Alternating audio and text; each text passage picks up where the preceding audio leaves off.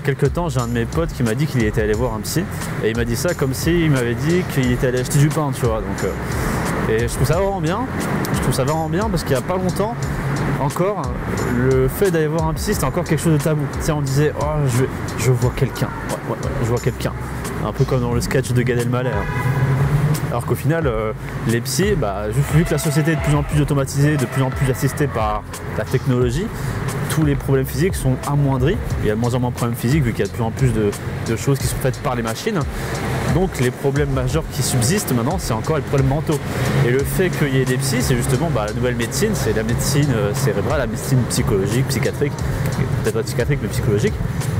Et je trouve ça vraiment cool que ça rentre dans les mœurs parce que au final c'est dire non à l'évolution quoi. L'évolution elle veut que les problèmes deviennent psychologiques et que du coup les docteurs deviennent eux aussi psychologiques.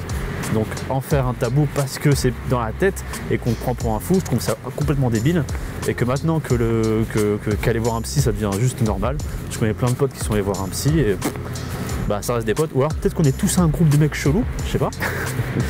Mais le fait que ça rentre dans les mœurs, je trouve ça vraiment cool parce que ça montre une désensibilisation des croyances, une désensibilisation des tabous.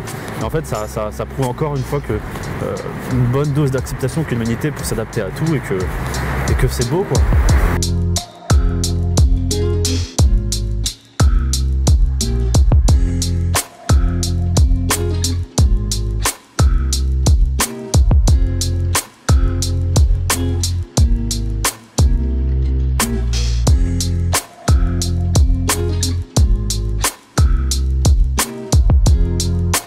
Empêcher de faire une parallèle avec le bonheur. Aujourd'hui tu as une espèce de quête du bonheur, un devoir limite du bonheur, une mode carrément du bonheur et si t'es pas heureux c'est pas bien. On te met ça dans le crâne qu'il faut être heureux, il faut que tu fasses du sport, il faut que tu manges bien, il faut que tu médites, il faut que tu sois spirituellement supérieur, spirituellement éveillé, il faut que tu sois heureux et si tu ne l'es pas, c'est que tu as un problème et là il faut peut-être que tu ailles voir justement un psy. Mais si tu vas avoir un psy, c'est que tu as peut-être un problème. Tu vois, et là on tombe dans les cercles vicieux. Mais vu que le fait d'aller voir un psy, c'est rentrer dans les mœurs, vu que voir un psy, ce n'est plus quelque chose qui est considéré comme tabou, je me dis qu'avec un peu de chance, le bonheur sera aussi non tabou dans quelques années. Parce que là, c'est complètement tabou de ne pas être heureux. Si on te dit, ouais, si tu dis aux gens, je ne suis pas heureux, tu dis, mais comment ça se fait? Tu devrais peut-être aller voir une sophrologue, ou tu vois, on va te dire plein de trucs.